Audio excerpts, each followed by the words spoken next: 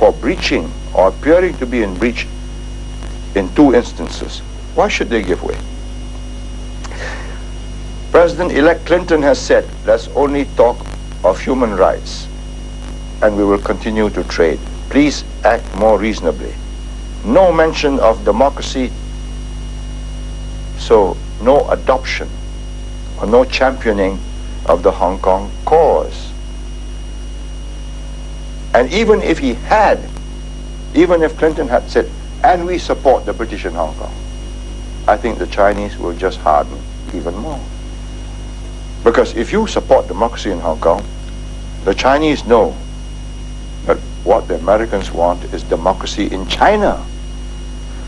Whether you have democracy more or less in Hong Kong with 6 million people is of no strategic or geopolitical significance to the world. It's very important to you because it's life and death for you. But to the world, it is of no consequence. But a China which is democratic makes for a more peaceful world. And that is the objective. And that's the last thing the Chinese Communist Party is prepared to concede. Assuming we cannot get out of this impasse, in the end, who will stand to gain and who will stand to lose? I have asked myself that question. By this move, John Major and the British government have put at risk British interest in Hong Kong, which is at least about 150 billion US dollars. Hong Kong, Shanghai Bank, Stan Chart, Swire Pacific, whole host of companies. Also Britain's long-term interests with China, trade, investments, year by year. Also Hong Kong interests of Hong Kong people in China worth few $100 billion. I ask myself why. Because the clout to see the problem through is not with Britain. The clout is with America. It is only if America adopts this issue and pushes it through that it has a chance of succeeding. So the Chinese says you are internationalizing the issue, right? And of course Mrs. Thatcher says, no, we are not trying to. But, you know, that's just words. The Chinese are calculating. Who can put pressure on them? The US. This must have been a move of such great consequence that the British government was prepared to put at risk British interests in Hong Kong, British interests with China, and Hong Kong was just a pawn on a big chessboard in which the major players are the US and China. So this will not be in British interest either?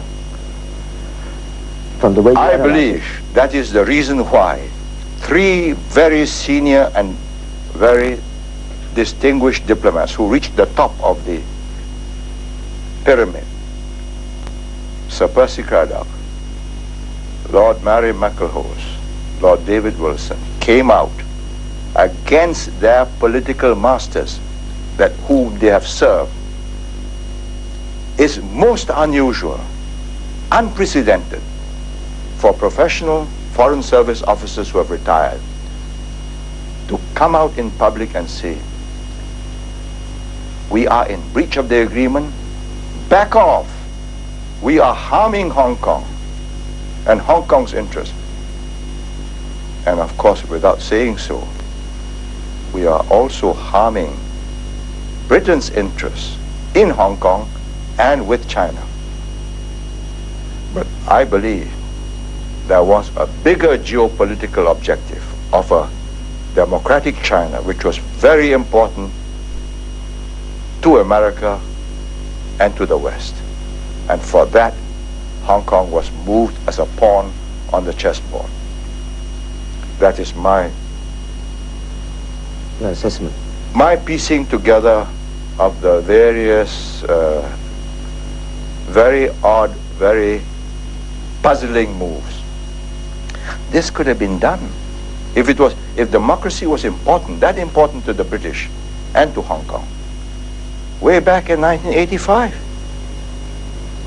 Before Tiananmen, Beijing may have agreed. But in 1992, such a short time to bring out such an issue, there must have been a compelling reason. And that reason is higher alliance objective, Western alliance objective.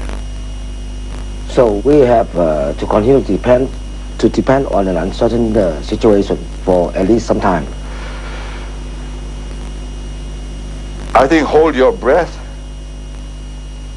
I have faith that ultimately common sense will prevail, the realities of the power balance will be recognized, and the Hang Seng